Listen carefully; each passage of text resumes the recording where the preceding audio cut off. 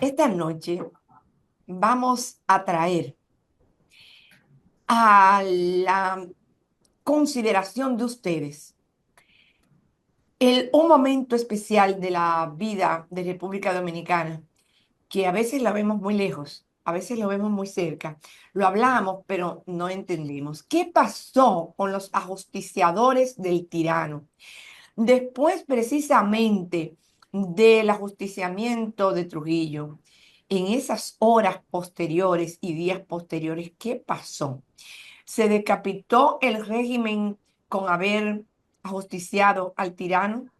Para hablar del tema, un entendido, el doctor Joaquín Alberto Ramírez, un habitué de ahí entonces, realmente ahora podemos agregarle a su título algo que era de justicia y ya anteriormente había estado en su currículum y forma parte de su background. Actualmente miembro del Comité Central del PLD por derecho propio, muy ganado, y todo un escudriñador de la historia en nuestro país. Queríamos hablar con él del tema porque queríamos que fuera digerible y que lo entendieran todos, no solamente tal vez los más conspicuos o los que se dedican a este tema, sino usted, yo, todos. ¿Qué pasó después? Le damos la bienvenida al doctor Ramírez. Gracias, querido, por estar aquí con nosotros esta Muy, noche. muy contento de volver a participar y entonces para buscar esos recónditos espacios de la historia que a veces no están muy iluminados, a ver si le ponemos los reflectores y vemos esto ya con un poquito de detenimiento. Muy contento de participar en este espacio. A nosotros de que usted esté. ¿Qué pasó, doctor? El tirano. La República Dominicana tal vez estaba esperando o no estaba esperando que se pudiera hacer justicia, que se saliera del dictador, pero bueno, ya pasó. La gente se fue enterando. ¿Qué pasó con los que ejecutaron al tirano?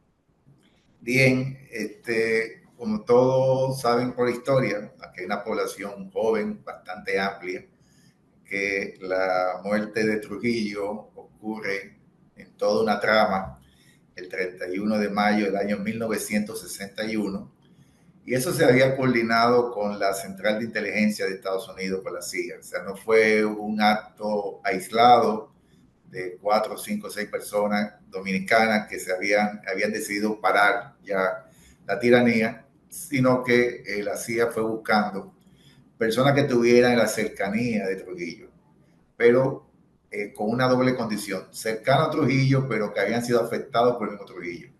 Y hay casos como el de Isabel Barrera, que habían asesinado a un hermano, con el caso del teniente Amado García, que se vio obligado a matar a un cuñado. Y digo obligado porque enfundaron la cara del cuñado, le dijeron dispare ahí, y cuando le quitan la capucha resultó ser un cuñado de él. Y ese tipo de personas tenía, como decimos nosotros popularmente, ese dolín. Y bueno, ocurre esto. Se sabía que Ramfis, hijo de Trujillo, no se encontraba en el país, estaba en Francia. Y el cálculo que ellos habían hecho era que Ramfis iba a hacer escala en Nueva York, desde Francia, de París hacia Nueva York, y que allá la CIA se iba a encargar de él. Del lado acá, desde el punto de vista militar, tanto el caso de Juan Tomás Díaz, que era general, como Pupo Fernández, que era el secretario de la Fuerza Armada, se supone que asumirían el gobierno y entonces convocarían después a unas elecciones y procederían a una transición. Nada de esto ocurrió. En primer lugar, Ramfi llegó en un vuelo charter directo desde París hasta la base aérea de San Isidro el día 1 de junio, 1 de junio, y uno de los militares muy cercanos, cuñado incluso de Ramfi, como es Fernando Sánchez y Sánchez, cariñosamente Tunti, no vamos a confundir con otro Tunti Cáceres que es distinto. Se le insubordinó al jefe de la Fuerza Armada. No, señor, yo respondo directamente a Ramfi, porque lo voy a enviar a Santiago. Toda esta parte obstaculizó que asumiera el gobierno estos militares.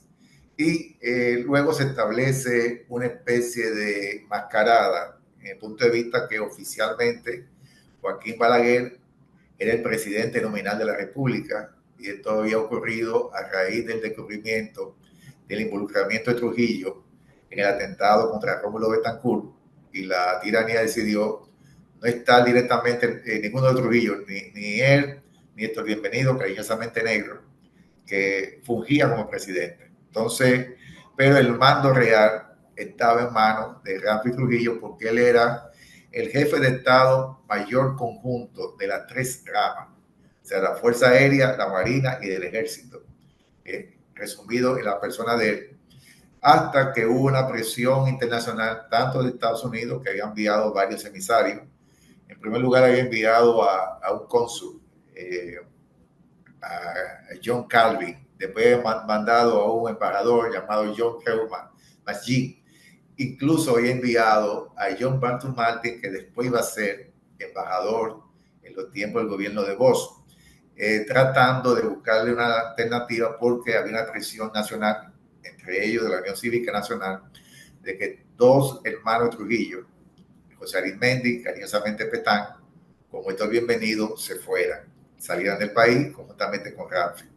Y esto llevó la presión a la renuncia de Ramfi el 14 de noviembre. Cuando renuncia el 14 de noviembre, a los 4 días es que hace el asesinato, la ejecución de 4 de los participantes del magnicidio de Mayo. Estos fueron Pedro Livio Cedeño, fueron también Salvador Estrella Sadalá, Roberto Pastoriza y Huáscar Tejeda. Pero además, ese mismo día aprovecharon y torturaron hasta la muerte a Juan Tomás Díaz y a Tunti Cáceres. Otros se inventaron un supuesto intento de huida desde la cárcel. Sacrificaron a 3 policías que lo colocaron en un vehículo militar, supuestamente como consecuencia de lo que habían hecho de los supuestos atacantes. Y de esa manera ocurre la desaparición de estos participantes en el magnicidio de la noche del 31 de mayo, del 30 de mayo del 61. Cómo reaccionó la población? Un país sojuzgado, sometido a una dictadura férrea, se considera que una de las dictaduras más férreas de la época, cruel, terrible, y donde tal vez la gente, después de escuchar que al inicio todavía personas que estaban en esa época en el país dicen que lo primero era que la gente tendía a negarlo, no porque no quisiera que fuera, sino porque lo creía imposible. Lo primero que la gente decía, no, ¿cómo va a ser? Que mataron a Trujillo, ¿no? ¿Verdad? Después de la gente ya tener la certeza y todo esto y pasar estos días, además de, ¿cuál fue la reacción? ¿Cuál es la reacción del pueblo llano, sencillo? Miedo, prudencia. ¿En qué estaba el pueblo? ¿Estaría dispuesto a lanzarse a la calle para enfrentar a los Trujillo y a todo el régimen que se había quedado sin cabeza, pero se mantenía todavía todo el entramado? Era débil el pueblo dominicano, era cobarde por no echarse a la calle si fuera necesario. ¿Qué piensa usted de esto? En verdad, la población estaba acostumbrado al terror, al control de los distintos organismos de inteligencia, que eran muchos, y la gente quedó con ese miedo que todavía se arrastra desde el punto de vista de la cultura. Por ejemplo, nosotros somos muy dados a decirle a los niños de 6, de 7, de 8 años, mire, váyase de aquí, que esta es una conversación de adultos. Pero eso es porque tenemos todavía, ha quedado la costumbre, pues los niños son muy inocentes. Y ustedes saben muy bien que cuando una persona se de un cobrador y dice, dile, papi, que yo no estoy aquí. Mi papá dice que no está aquí, dice el cobrador. Imagínense ustedes decirle a algún organismo de inteligencia, ¿qué trataron ahí? Ah, que Trujillo es desgraciado. Entonces, había ese miedo. En el país no hubo ningún tipo de manifestación hasta el 24 de abril de 1965. Todos los acontecimientos políticos que se dieron en la cúpula. La muerte de Trujillo ya se había dado por una indiscreción de Zacarías, que era el chofer de Trujillo, que le había dicho al teniente Amado García, que era parte del cuerpo militar de ayudante, de que Trujillo se iba solo los martes a la casa de Caoba en San Cristóbal. Se la guardaba ya una doncella para eso y él iba con maletín de dinero. Entonces ya se sabía que él andaba sin escolta, que era muy vulnerable, y durante 3 semanas estaban vigilantes hasta que él no lo hizo un martes, lo hizo un miércoles. Se había ido a la base militar, había ido a la casa de su madre, Julia Molina, que era actual edificación de APEC de hoy día, que está en la México con Máximo Gómez. Bajó con Zacarías solo en toda la Máximo Gómez hasta llegar al malecón. Y entonces Navajita, que era un militar, un alto oficial, apellido Espaillat, observó y le extrañó que Trujillo fuera con tan pocas personas, pero no tenía conocimiento de ese viajecito que hacía semanal a San Cristóbal.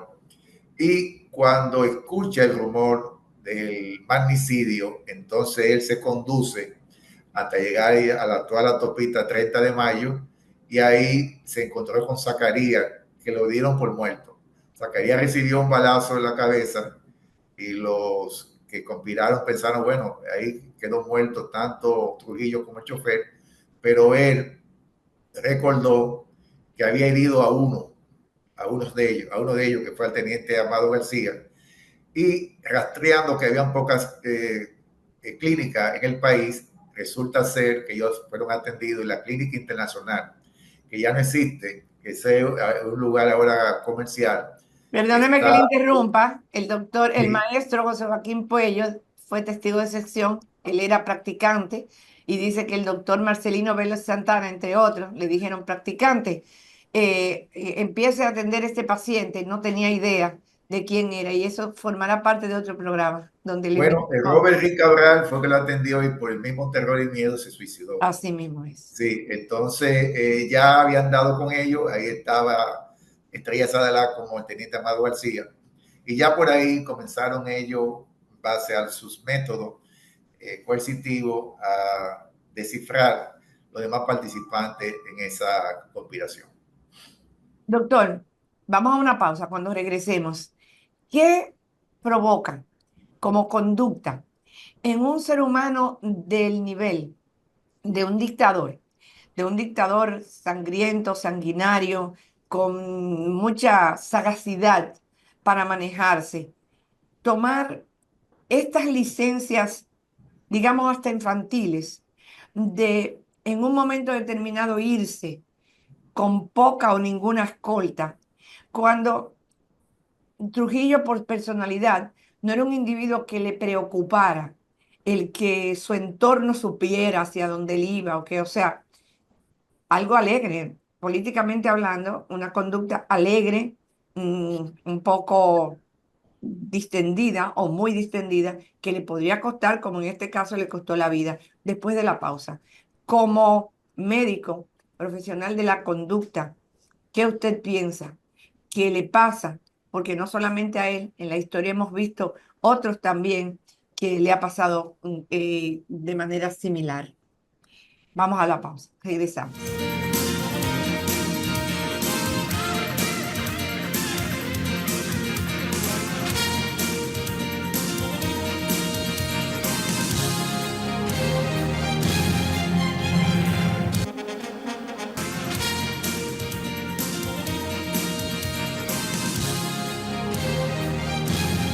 Llegamos a través de la historia a tener conocimientos que pueden servirnos para mucho. Como actúan los seres humanos es una cantera de información. República Dominicana en el 1961, cuando el ajusticiamiento del tirano, ¿cómo respondió?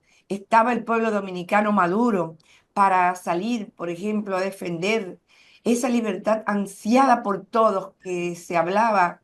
Tal vez ni siquiera se sacaba del pensamiento por terror, pero ya en el momento de ser una realidad, ¿estaban los dominicanos dispuestos a preservarla o todavía tenían tanto temor que se quedaban escondidos en sus casas y no podemos, por eso, juzgarlos.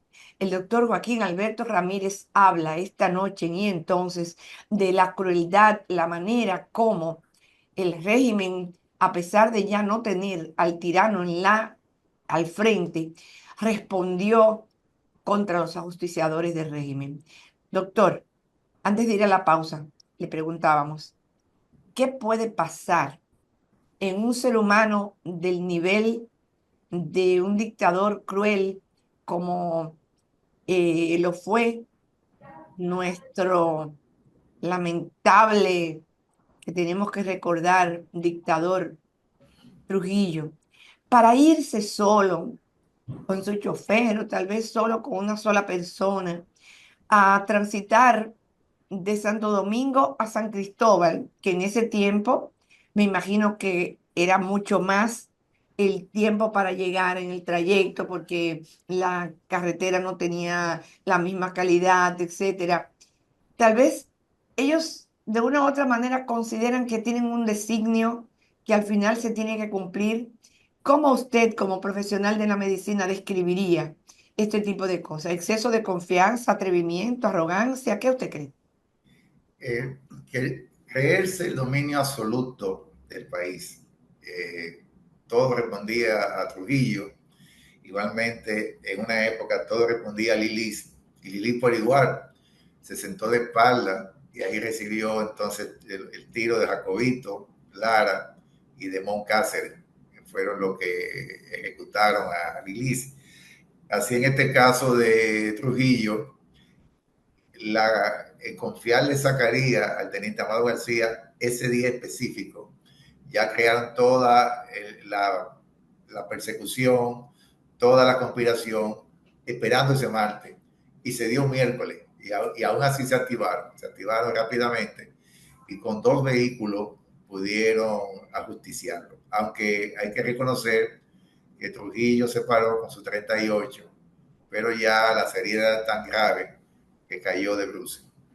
Pero el exceso de confianza que ese amo y señor, eh, eso los presidentes que siguieron, y hablo ya de los presidentes de facto, como el caso de García Godoy, Víctor García Godoy. sintió los choques de la división de las Fuerzas Armadas. Ya la Fuerza Armada a esa altura de los años 65 estaba dividida.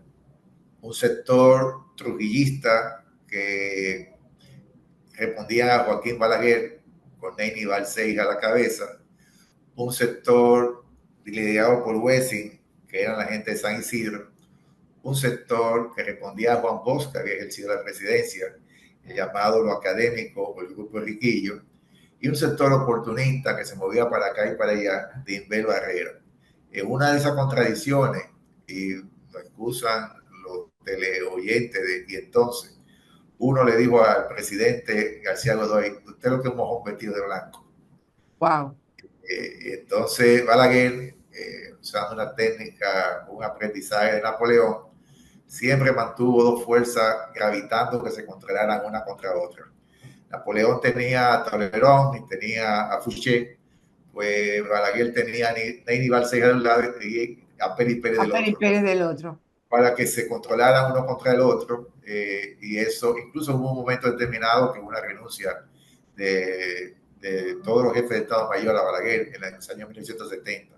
Pero Balaguer aprendió eso y yo siendo un niño, recuerdo que cuando Balaguer iba de un lugar a otro, en cada edificio alto había un militar con armas largas, eh, cubriendo todo el trayecto. Si uno se da cuenta ahora de la ruta de los presidentes, no se da cuenta más bien es por el tránsito. Que hay unos policías de tránsito, camisa blanca, distinto a los de DGC, que son los que ordenan el tránsito en ese trayecto. Pero usted no ve hoy por hoy un militar con armas largas desde un edificio chequeando o cuidándose de cualquier tipo de atentado.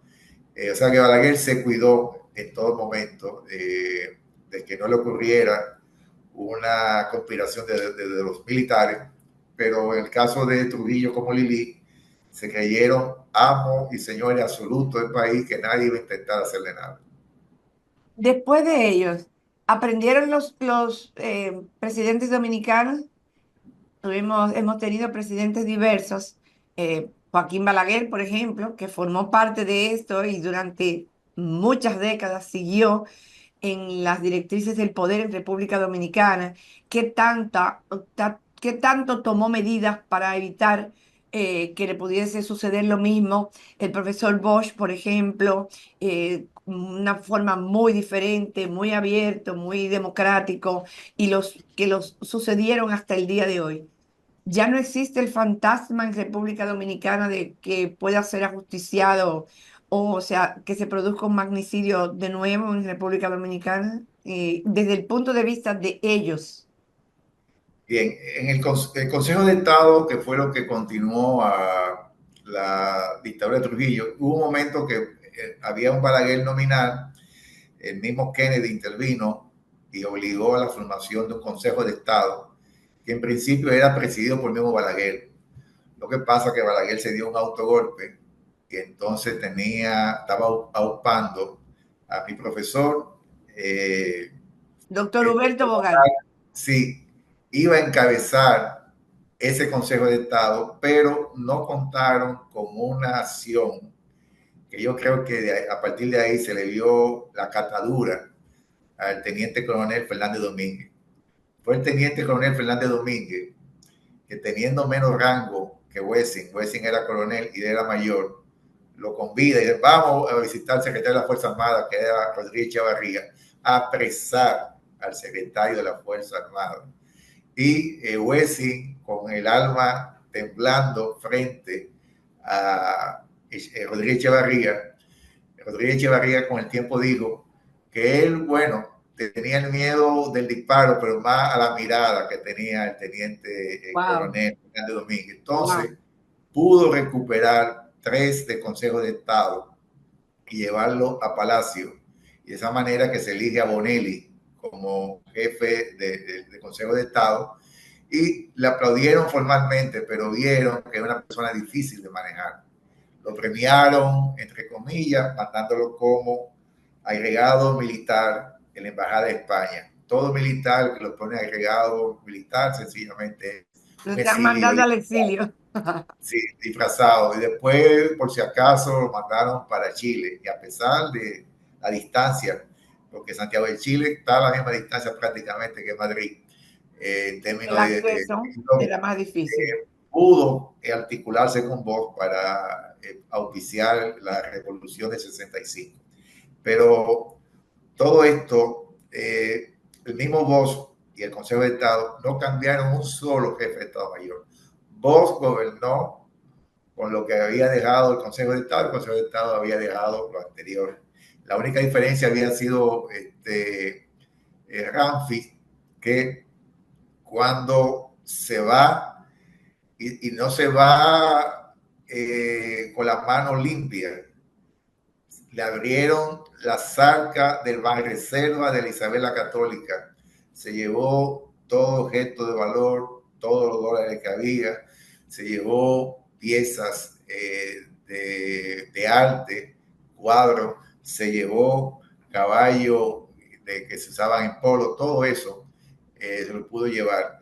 Quizá un acuerdo soterrado para dejar a Balaguer tranquilo. Balaguer elimina una serie de cuerpos de inteligencia, elige a Rodríguez Chavarría y también puso a Marco Jorge Moreno, que eran los jefes de aquel entonces. O sea, Pero perdóneme que lo interrumpa, desde su punto de vista, para terminar, Balaguer sí, sí tomó medidas para protegerse de un posible ataque dentro de sus mismos correligionarios de ciudadanos dominicanos, pero Bosch no. Vos dejó intacta lo Ok. que recibió, no cambió un solo jefe de Estado Mayor. ¿Y los Ni siquiera presidentes que le sucedieron, los demás, aparte de Balaguer y Bosch, tomaron medidas o ya no existe el fantasma del magnicidio en República Dominicana? a esta altura no, yo creo que el país se vacunó con la revolución del 65 y bien que mal ha habido elecciones tras elecciones. Bueno, ha habido casos en los cuales se acortó un mandato. Recordamos el caso de 94-96, que hubo una jugada política, una reforma constitucional, y entonces se acortó el mandato, pero todas las elecciones, amañadas o no amañadas, o todo presidente ha surgido de una elección, eso es lo que quiero decir. No ha habido una interrupción del orden institucional, y República Dominicana en ese aspecto muestra en el continente una de las democracias con mayor madurez hoy por hoy. Doctor, Sí. muchísimas gracias. Siempre es un placer tenerle. Hay muchos otros temas que me van siempre surgiendo uno tras otro y eso es importante. Así que lo tendremos mucho tiempo más y entonces muchas gracias por su participación. Ya no veremos. Continuamos con el desarrollo de este programa. ¿Qué es Adictus? Lo sabremos después de la pausa.